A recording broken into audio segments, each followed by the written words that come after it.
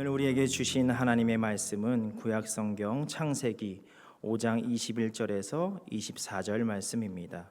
구약성경 창세기 5장 21절에서 24절 말씀 봉독하겠습니다. 에녹은 65세에 무드셀라를 낳았고 무드셀라를 낳은 후 300년을 하나님과 동행하며 자녀들을 낳았으며 그는 365세를 살았더라. 에녹이 하나님과 동행하더니 하나님이 그를 데려가심으로 세상에 있지 아니하였더라. 아멘. 이 시간 함께 봉독한 말씀을 중심으로 하나님과 동행하며 동행하더니라는 제목으로 하나님 말씀을 증거할 때 이 말씀을 전하는 자나 받는 우리 모두에게 이 시간 동일한 성령께서 함께 하시기를 바랍니다. 다른 그 무엇보다도 하나님께서 밀레나님께 성도들과 함께 하시기를 바랍니다. 주일을 맞아서 말씀의 은혜를 이 부족한 종이 함께 나누며 섬길 수 있도록 허락하신 하나님께, 또한 밀레나 한인교회에 출타 중이신 목사님께 참으로 감사를 드립니다. 교회는요, 담임 목사님이 자리를 비우고 나면 그 일정을 무사히 잘 소화하고 오실 수 있도록 공동체가 함께 기도하는 법이지요. 목사님께서 안전하게 그 모든 일정 잘 마치고 돌아오실 수 있도록 교우들께서 기도해 주시고요. 저 역시 마찬가지로 저희 교회에서 그렇게 기도하고 있을 것이라 믿습니다. 그런 풍성한 은혜 가운데 목사님 일정 잘 마치고 돌아오셔서 교우들과 또 새로운 힘으로 또 함께 목표를 잘 하실 수 있도록 교우들이 늘 함께 기도해 주시기 바랍니다. 이 시간 통하여서 주께서 이 부족한 종으로 말씀과 은혜의 도구요 통로로만 삼으시기를 간절히 바랍니다. 여러분 혹시 윌슨이라고 아십니까? 들어보셨나요? 2000년에 개봉한 톰 행크스가 주연했던 영화 캐스트 어웨이라고 하는 그 영화에 나오는 캐릭터인데요. 비행기 사고로 무인도에 떨어진 주인공에 대한 이야기입니다. 그는요, 아무것도 없는, 사람도 찾아볼 수 없는 그곳에서 계속 점점 더 미쳐가는 거예요. 그러다 보니까 미치지 않기 위해서 가지고 있었던 바람 다 빠진 배구공 한쪽을 잘라내버리고 거기에 나뭇가지를 막 꽂아서 그리고 자신의 피로 이목구비를 다 그립니다. 그래놓고 마치 살아있는 대화 상대인 양 거기에 윌슨이라는 이름을 붙이죠. 그리고 그 윌슨과 더불어서 그 무인도에서의 생활, 그 고독한 생활을 이겨나가는 과정들을 영화는 잘 담아내고 있습니다. 영화를 보고 나면 그 윌슨의 이름은 너무너무 정확하게 잘 기억이 나는데 주인공 이름은 잘 헷갈립니다. 어찌 보면 사람은요, 결코 혼자서 존재할 수 없고 혼자서 살 수 없음을 그 영화가 알려주는 것이 아니었나 하는 마음을 갖게 되는 것이죠. 여러분들도 잘 알고 있을 만한 인디안 속담 하나, 빨리 가려거든 혼자 가고 그리고 멀리 가려거든 함께 가라라고 하는 그런 속담도 있습니다. 우리가 살아가는 인생은요, 마라톤에 비유할 수 있겠습니다. 매우 긴 여정에 장거리 레이스라 말할 수 있겠죠. 결코 쇼트트랙으로 금방 끝나는 인생 아닙니다. 그런데요, 이 장거리 선수들은 훈련을 할 때 그를 보조해 주는 사람이 함께 있는데요, 그를 가리켜서 페이스메이커라 합니다. 페이스메이커는요, 주전 선수가 정말로 대회에 나가서 좋은 성적을 거둘 수 있게 하기 위해서 함께 돕는 보조자를 가리킵니다.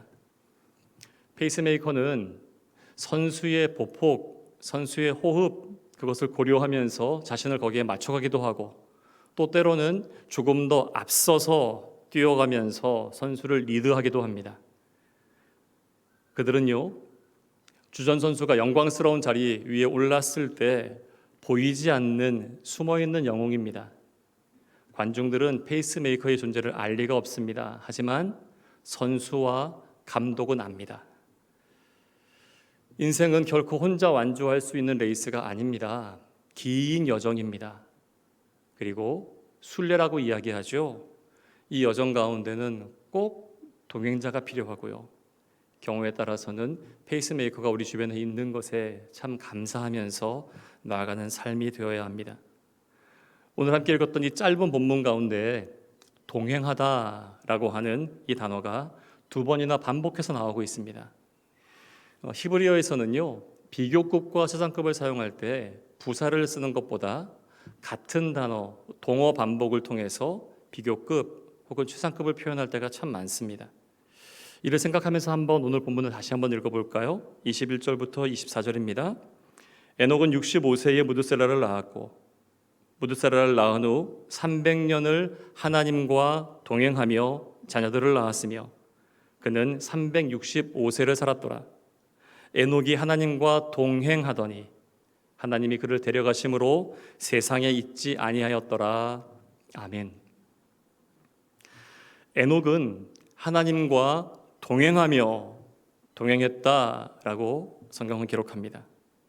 두 번 반복해서 기록하고 있지요. 이는 에녹이 하나님과 동행한 이 사실, 그것이 그냥 단순히 무늬만 체면 때문에 그냥 그렇게 쓰고 싶어서 그렇게 쓴 것이 아니라 진실로 참으로 진짜로 하나님과 동행했다 하는 것을 같은 단어의 반복을 통하여서 정확하게 일러주십니다. 그의 삶은 진짜라는 겁니다. 동행하다라고 하는 이 동사는요, 히브리어로 할라크라는 동사를 쓰는데요, 동행하다, 길을 걷다, 행하다, 가다, 걷다 등의 뜻이 있습니다.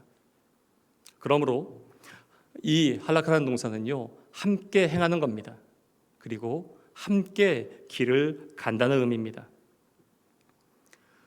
무늬만 그럴듯한 가짜 신앙이 판을 치는 세상 가운데에서 인생의 길을 하나님과 진짜로 동행했던, 그리고 행했던 하나님의 사람 에녹, 그는 누구인지, 그리고 어떻게 하면 우리도 에녹처럼 하나님과 진짜로 참으로 동행할 수 있을지, 에녹의 신앙 생애를 통하여서 이 짧은 시간에 함께 은혜를 나누고자 합니다. 창세기에서요, 에녹에 대한 소개는 오늘 본문이 전부입니다. 다른 곳에서 찾아볼 수 없습니다. 더 이상의 소개가 없지요.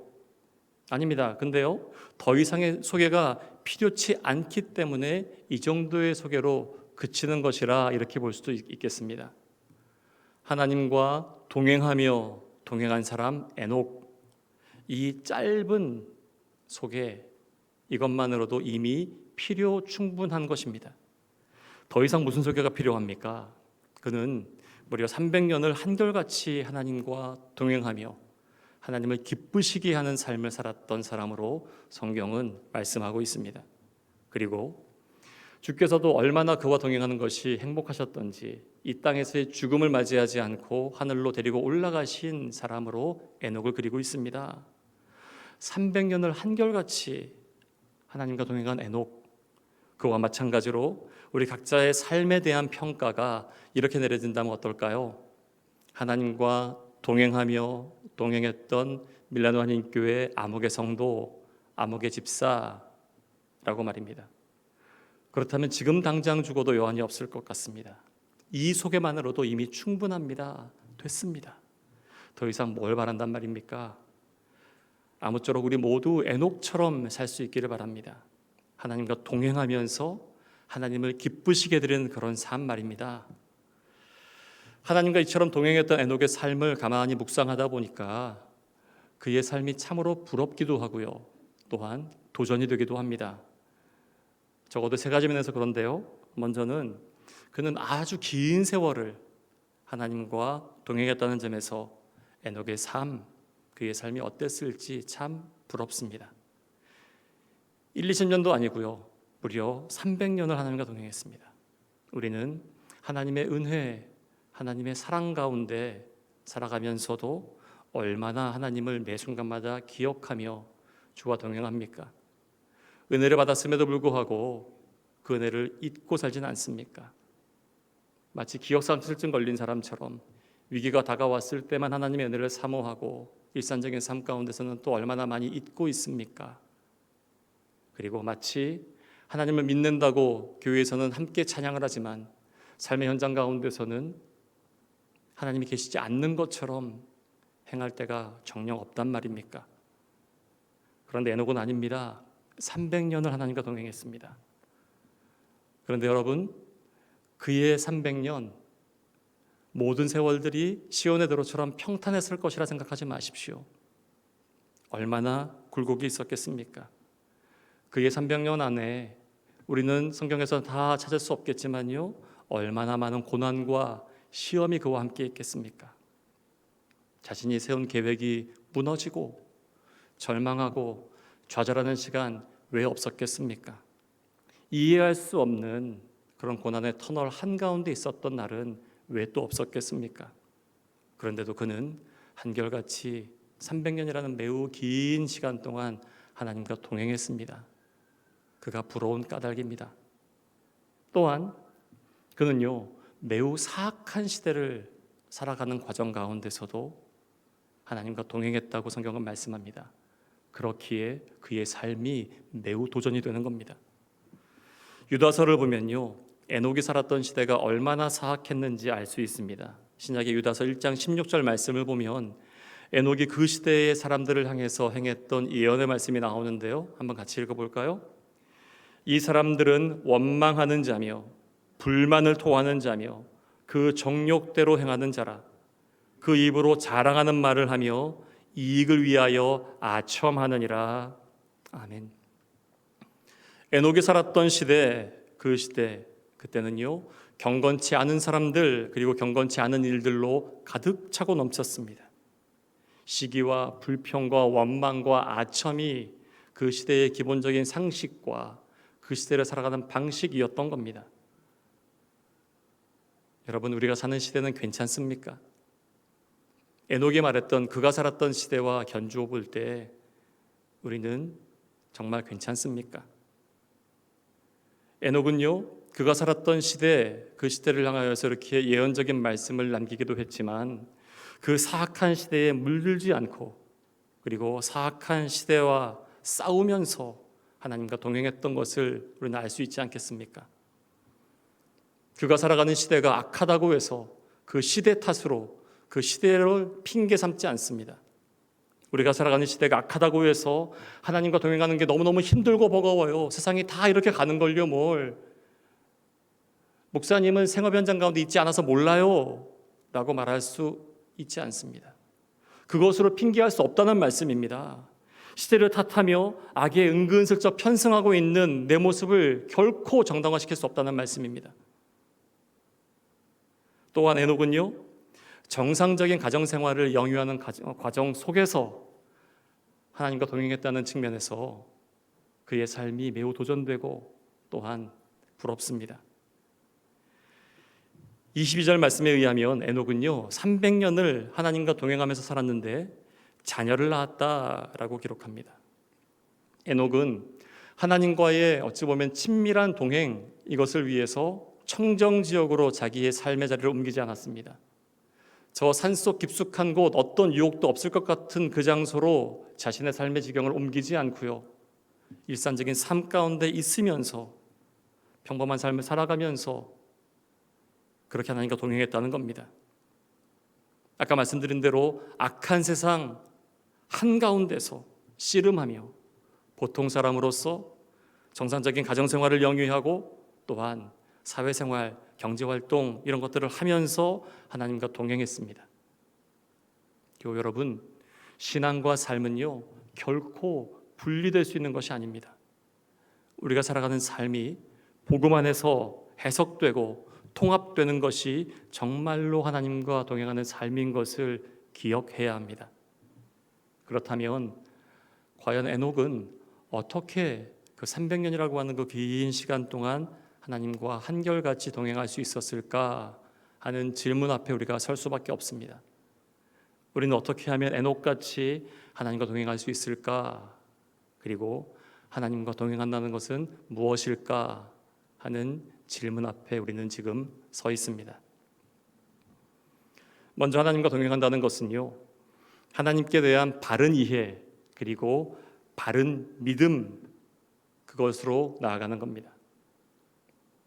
여러분, 동행이라는 것이 무엇인가요? 함께 행한다는 것 아닙니까? 같이 가는 사람, 같이 행하는 사람이 누군지도 모르면서 우리는 동행한다 말할 수 없습니다. 더구나 같이 가는 사람에 대한 신뢰가 없이는 결코 동행할 수 없지요. 밀라노 시내에 나가보면 전 세계 각국으로부터 온 정말로 수많은 사람들이 서로의 어깨를 부딪히며 길을 걷습니다. 아무리 많은 사람이 있다 하더라도요, 그들을 가리켜서 저 사람들은 함께 동행하고 있어 라고 말하지 않지 않습니까? 왜 그런가요? 이유가 뭡니까? 왜냐하면 그들은 서로 모르는 사람들입니다. 그리고 말도 통하지 않고요, 그러다 보니 자연스럽게 서로를 신뢰할 수 있을 만한 관계가 없기 때문입니다. 반드시 함께 가는 사람에 대해서 알아야지 동행한다 말할 수 있습니다. 그리고 알매 기초에서 그를 신뢰할 수 있어야 그와 함께 동행할 수 있습니다. 에녹이 300년을 한결같이 하나님과 동행할 수 있었던 것, 그것 역시 마찬가지로 함께 걷고 있는 하나님, 그 하나님이 어떤 분이신지 아는 것, 그리고 그것이 기반이 되어서 그 하나님을 믿고 신뢰하는 것, 그것이 동행의 가장 기본적인 출발점이었던 것이죠.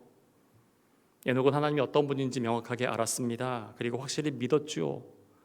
에녹에 대해서 소개하는 성경의 다른 부분, 히브리서 11장, 우리가 흔히 믿음장이라고 칭하는 11장 5절 말씀을 함께 읽어볼까요?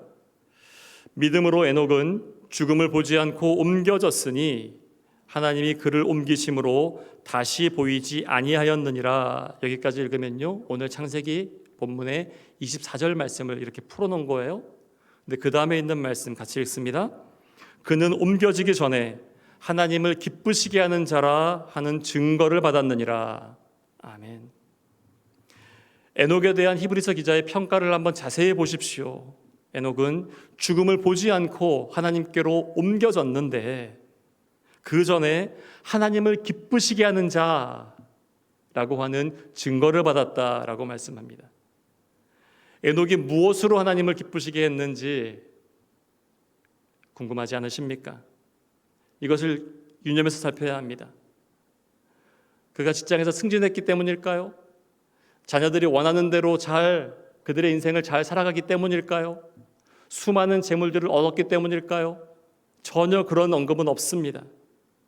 바로 이어지는 11장 5절에서 에녹에 대해서 이렇게 말씀한 이후에 그 다음 바로 이어지는 6절에서 우리가 너무너무 잘 아는 말씀, 일상으로 고백하며 많이 외우는 말씀이 바로 이어집니다. 함께 읽습니다. 믿음이 없이는 하나님을 기쁘시게 하지 못하나니 하나님께 나아가는 자는 반드시 그가 계신 것과 또한 그가 자기를 찾는 자들에게 상 주시는 이심을 믿어야 할지니라. 아멘. 그렇습니다. 에녹은 하나님에 대한 바른 이해와 믿음으로 하나님을 기쁘시게 했습니다.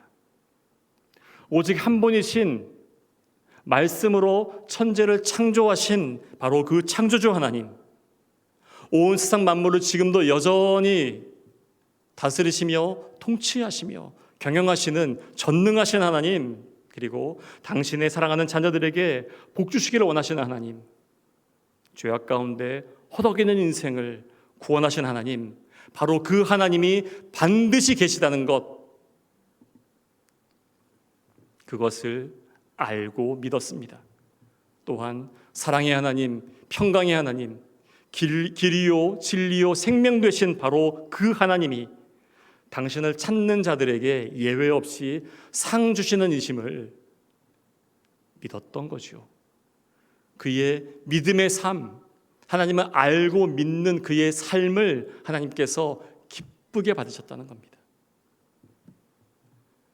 그렇기에 그 하나님께서 에녹의 목자요, 인도자요, 또한 동행자로 그와 함께 300년을 행하신 것이지요. 에녹은 바로 그 하나님께 자신의 모든 인생을 위탁하고 하나님과 동행했던 겁니다. 교우 여러분, 우리의 삶 또한 이와 같아야 하지 않겠습니까? 하나님을 알고 하나님을 믿는 믿음으로 우리 인생 전체를 하나님께 맡기고 하나님과 동행하는 삶 말입니다. 어제의 삶은 하나님께 다 묻어두고 내일은 주님께 온전히 맡겨드리고 오늘 하루 허락하신 이 삶은 성령 하나님의 인도하심 따라 뚜벅뚜벅 걸어가는 겁니다. 하나님을 온전히 알고 또한 믿을 수 있는 길을 하나님께서는 우리에게 활짝 열어두셨습니다. 하나님은 예수 그리스도를 통하여서 당신이 우리를 얼마나 사랑하시는지 친히 드러내 보이셨습니다. 이번 주 수요일부터 사순절이 시작되지 않습니까? 사순절 기간을 지내면서 예수님께서 이 땅 가운데 왜 오셔야만 했는지, 그리고 예수님의 순환과 죽으심은 또한 부활하심은 하나님의 어떠한 사랑인 것인지 더 깊이 숙고하고 또 새길 수 있는 기간으로 삼으십시오. 우리는 멈춰서서 우리의 믿음을 돌아보아야 합니다. 밀라나님께 성도 여러분, 여러분은 하나님의 실제하심을 믿습니까?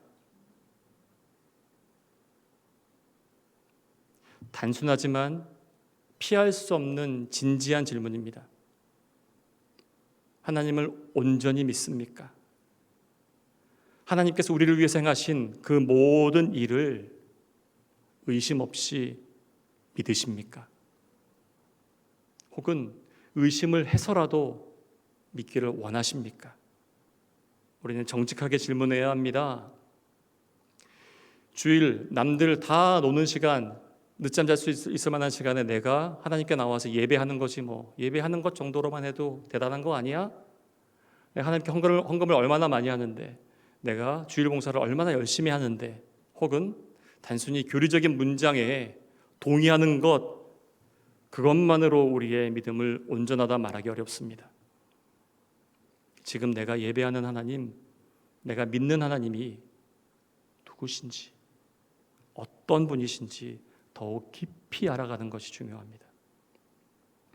설교를 다 마치더라도요, 이 질문을 꼭 안고 가십시오.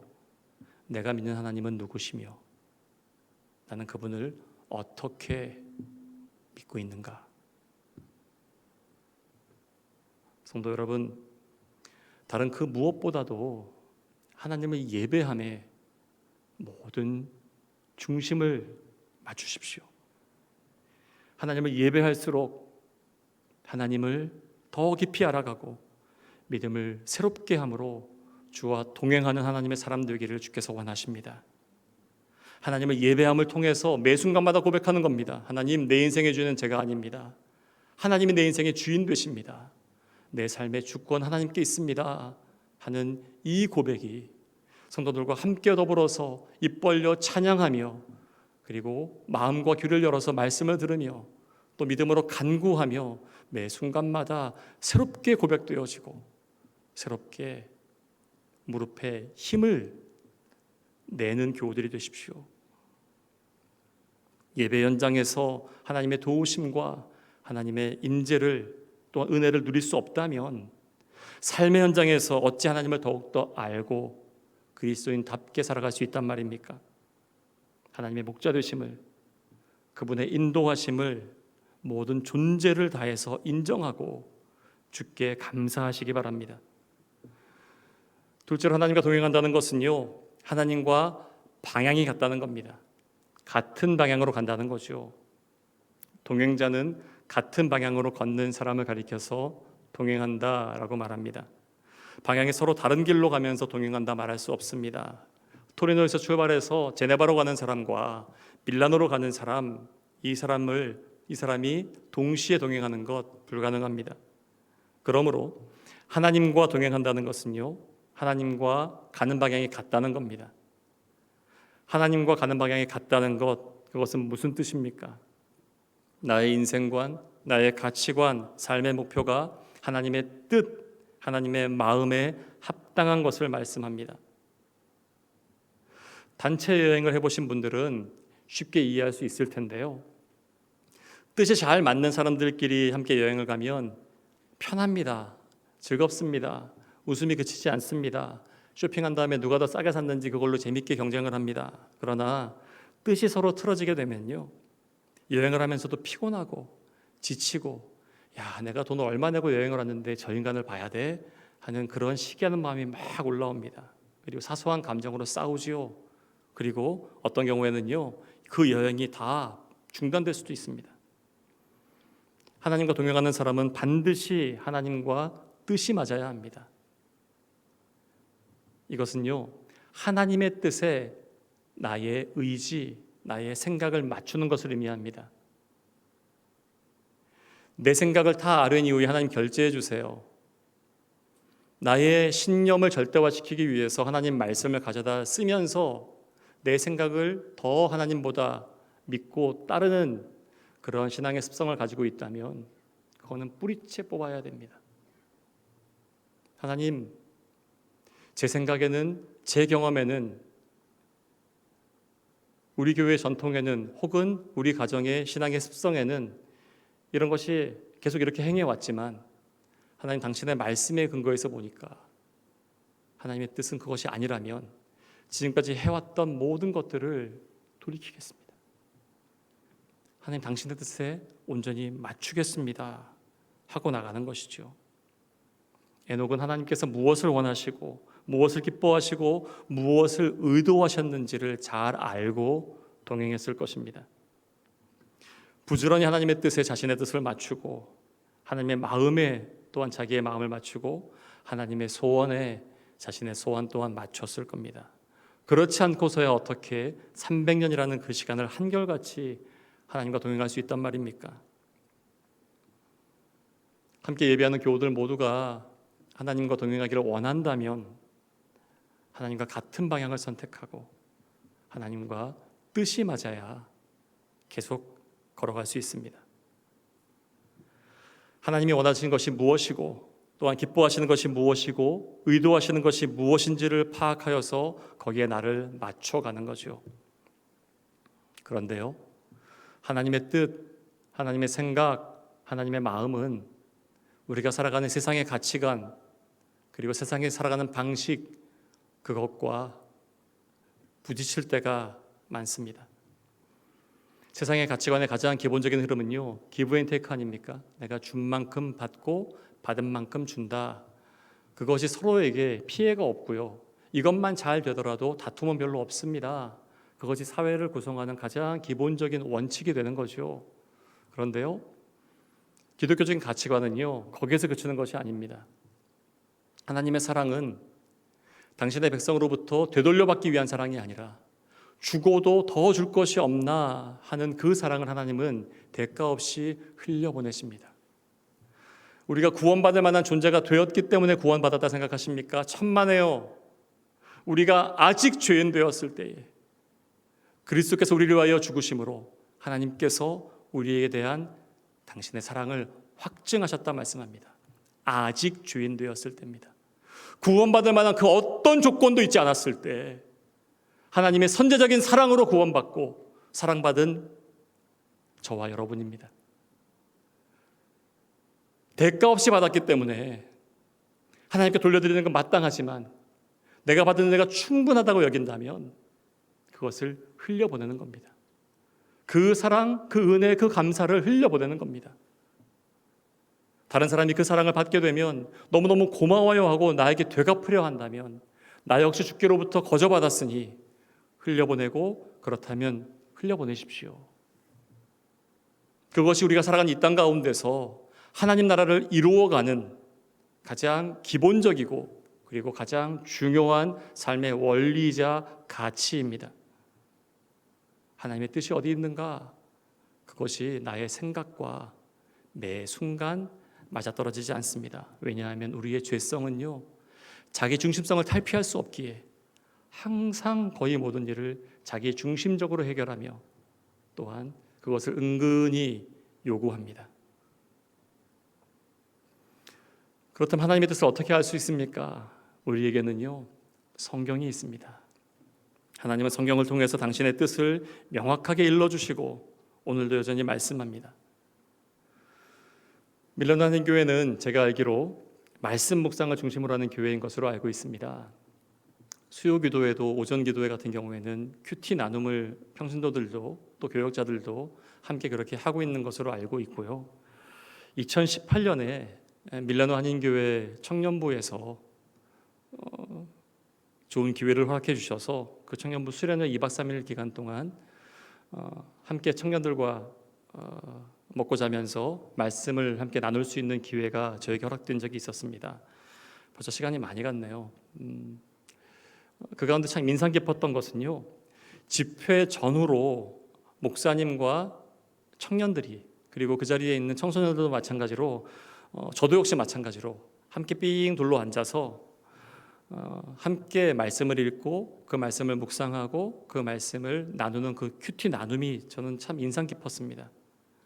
말씀이 각자의 삶에 어떻게 터치하고 있는지, 그리고 어떻게 내 마음을 이끌고 있는지, 그리고 나는 부족하지만 이 말씀들을 어떻게 살고자 원하는지, 거기에 따르는 간증과 다짐들이 서로 약간 떨리는 목소리로 서로 주고받고 있었을 때 그것을 다 경청하고 그렇게 떨리는 목소리로 나눠줬던 그 지체에게 나눠주셔서 감사합니다 하는 인사를 꼭 하시더라고요.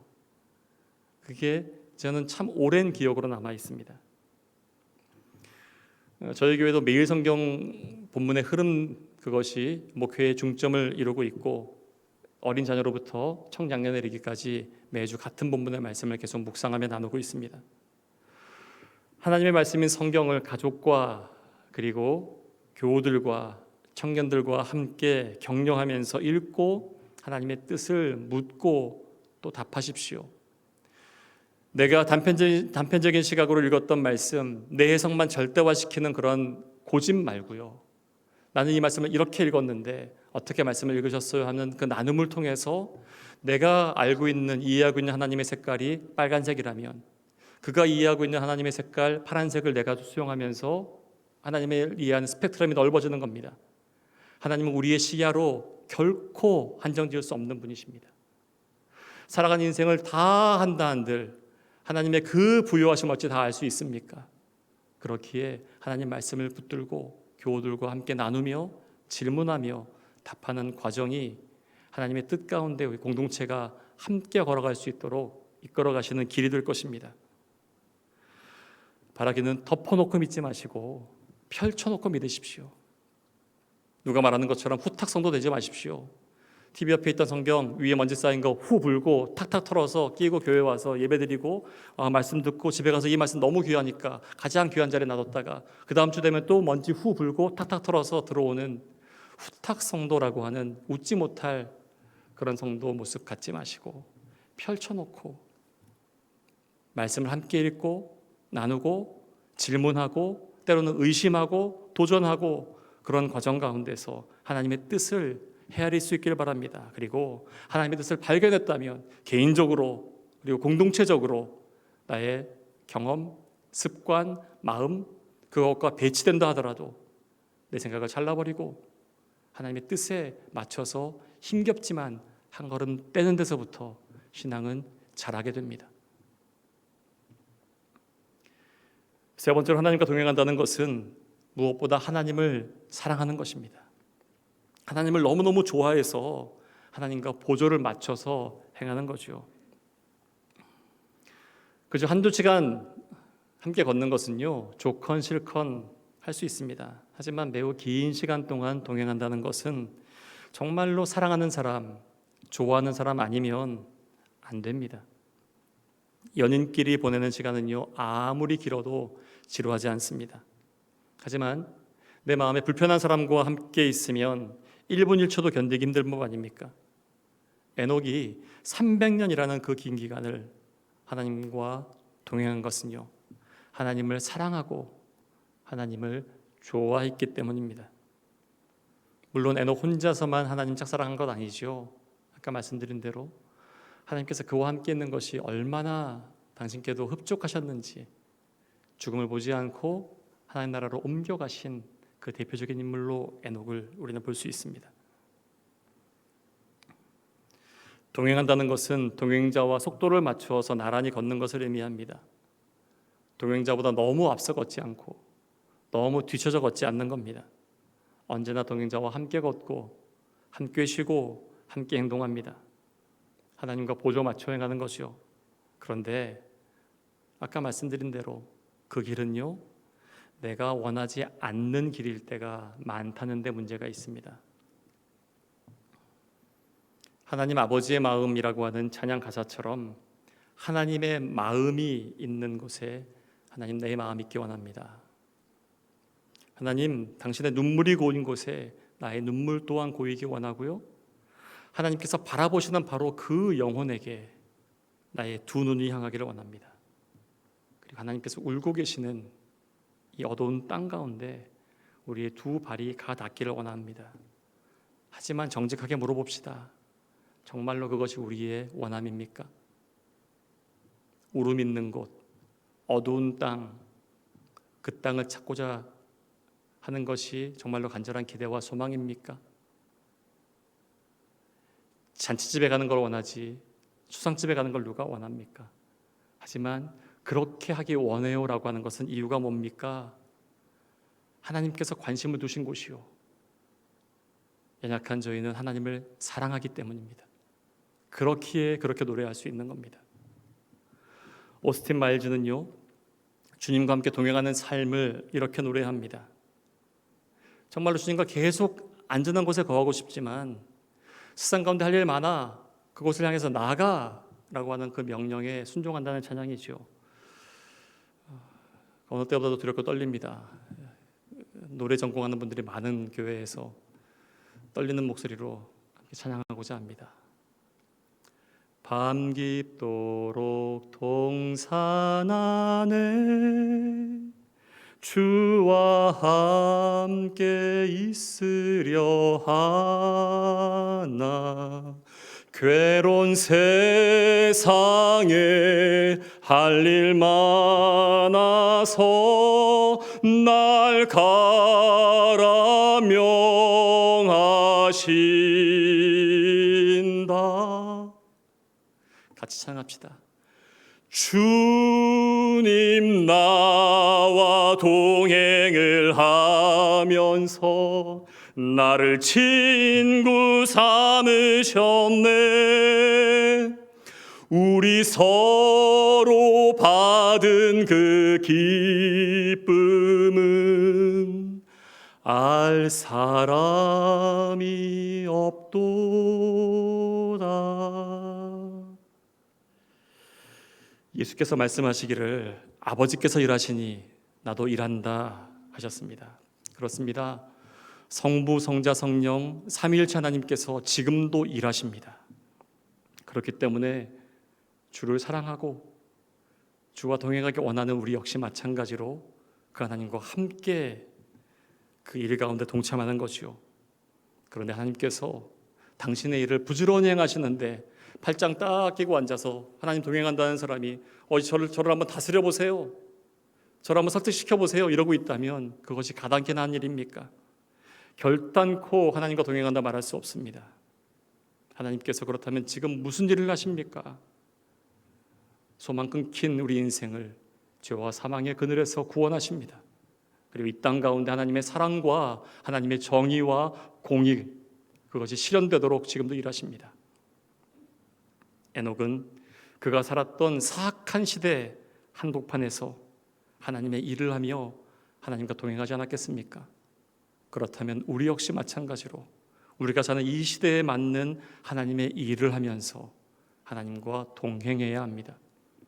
하나님과 동행한다는 것은요, 영적인 것, 신령한 것, 이웃은 도외시하고 하나님과의 관계만 완벽하면 되는 것, 그것 아닙니다. 요한사도는요, 요한 1서에서 하나님을 사랑하노라 말하지만 눈에 보이는 형제를 사랑하지 않는 그 사람은 그가 하나님 사랑한다는 말 거짓말이야 라고 말씀하십니다. 하나님은 지금도 이 시대 가운데서 생명사역을 이어가십니다. 우리 시대에 우리가 감당해야 될 일이 무엇입니까? 이웃을 돌아보아야 합니다. 가까운 이웃, 그리고 조금 멀리 떨어져 있는 이웃입니다.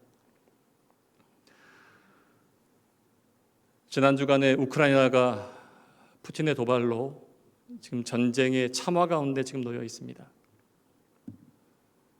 이리노 목사님도 역시 마찬가지고 저 역시 마찬가지로 유럽 선교회 가운데 소속되어 있는 목사거든요. 지금 우크라이나에 사역하시는 여러 목사님들 지금 가까운 나라들로 몸을 좀 피해 있으신데 모든 선교사들이 지금 한결같이 매일마다 한 분씩 돌아가면서 금식하며 기도하고 있는 가운데 있습니다. 오늘 아침에 일어나 봤더니 원래 기도의 흐름들이 이번 주간에 끝나는 거였는데 그 기도 흐름을 2주 연장하셨더라고요.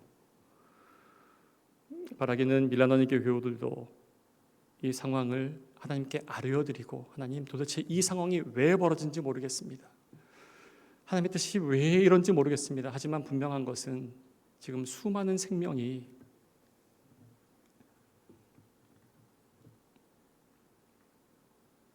죽음의 위기 앞에 놓여 있습니다. 저들을 불쌍히 여겨 주십시오 하고 기도해야 합니다. 그리고 지금 코로나 때문에 많은 상황들이 어려운 시기를 겨우 2년 지내오지 않았습니까? 쉽지 않은 시기를 지내오신 여러분들 격려하며 응원합니다. 그런데요, 요 근래에도 여전히 힘든 교우들이 주변에 있을 겁니다. 그렇다면 하나님과 동행한다는 그 삶은요, 이웃의 형편을 묻는 데서부터 시작됩니다. 집사님 요즘 많이 안 보이던데 괜찮아요? 지금 잘 지내요? 오랫동안 보이지 않았던 청년들에게 전화해서 밥 한 끼 사주면서 괜찮니? 어떻게 지내니? 힘들고 버거우면 음식을 해서 그 집 앞에 문 앞에 놔두고 대면하기 힘들면 조용히 누르고 도망치십시오. 음식을 나눈다는 것은요, 나에게 허락된 생명의 한쪽을 나누는 겁니다. 그렇게 해서 가까운 교우들, 이웃들, 그들을 돕고 섬기는 데서부터 하나님과 동행하는 삶을 실제적으로 연습하십시오. 그렇게 행하십시오. 구체적인 사랑의 발걸음으로 하나님과 동행하는 그 걸음들 되기를 주께서 원하십니다.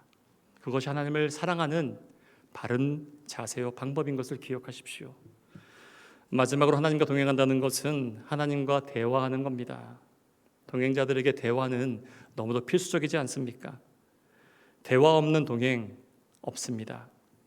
대화가 있는가 없는가를 봐서 그들이 동행자인지 아닌지 알 수 있습니다. 에녹은 분명 날마다 하나님과 대화하면서 300년을 하나님과 동행했을 겁니다. 하나님과 기도함으로 대화하십시오. 매사에 기도보다 앞서지 마시고 기도하며 행하십시오. 기도의 열정을 가지고 기도의 불길을 모으고 기도의 능력과 역사를 일으킬 수 있기를 바랍니다. 모세가 기도로 홍해를 가르고 광야 백성을 약속의 땅으로 이끌었던 것처럼 여호수아가 하나님께 기도하고 간구함으로 태양의 운행을 잠시 중단시키고 승리한 것처럼 하나님의 사람 베드로와 바울이 기도함으로 옥문을 연 것처럼, 그리고 다니엘과 세 친구가 기도함으로 위기를 기회로 바꿨던 것처럼 여러분도 그와 같은 역사를 일으키십시오. 기도 없이 결코 하나님과 동행한다 말할 수 없고 기도 없이 하나님의 능력을 공급받을 수 없습니다. 다만 기도의 자리에서 자기 자신을 그럴듯하게 포장하지 마십시오. 괜찮은 척하지 마십시오. 주께서 아십니다. 힘들면 힘들다고, 아프면 아프다고, 이해되지 않으면 이해되지 않는다고, 답답하면 답답하다고 나의 마음을, 나의 상황을 쏟아내는 데서 기도는 시작됩니다. 혼자가 힘들면 기도하는 공동체를 찾으십시오. 기도의 자리를 찾으십시오. 그리고 예배 현장에서 입을 열어 소리내어 기도하며 간구하십시오. 그리고 도무지 기도할 힘마저 나지 않는다면 하나님 부르는 그 기도만으로도 이미 완벽한 기도입니다. 그리고 기도를 부탁하십시오. 친구를 보면 그 사람을 안다고 하지 않습니까? 그만큼 인생의 동행자는 중요합니다. 불평불만 가득한 사람과 동행하면 욕하면서 나도 배우지 않습니까? 하지만 기쁨과 감사한 사람과 함께 동행하면 그를 자연스럽게 닮아갑니다. 교우 여러분, 여러분들은 누구와 어떻게 동행하기 원하십니까? 정말로 하나님과 동행하기 원하십니까? 에녹처럼 하나님과 동행하였더니라는 그 인생의 평가가 있기를 원하십니까? 그렇다면 지금의 나를 점검하고 돌이켜보아야 합니다. 나는 정말 하나님을 제대로 알고 바르게 알고 믿고 있는가? 나는 하나님과 같은 방향으로 행하고 있는가? 나는 하나님을 사랑하며 하나님과 보조를 맞추어서 그렇게 행하는가? 그리고 나는 날마다 하나님과 대화하면서 살아가는가 확인하며 점검해야 합니다. 모쪼록 우리 모두 에녹처럼 하나님과 동행하는 복된 인생 되기를 원합니다. 그리고 영원한 하나님 나라에서 함께 만날 그날을 기대하며 소망합니다. 같이 기도하겠습니다. 신실하신 아버지 하나님, 주의 이름을 찬양합니다. 저희가 무엇이기에 죄와 사망에서 저희를 구원하시고 하나님의 자녀 삼으십니까? 주의 크신 사랑과 은혜에 감사를 드립니다. 사랑의 아버지 하나님, 간구하오니 저희로 하여금 하나님의 자녀답게 살게 하여 주옵소서. 에녹처럼 하나님과 동행하기 원합니다.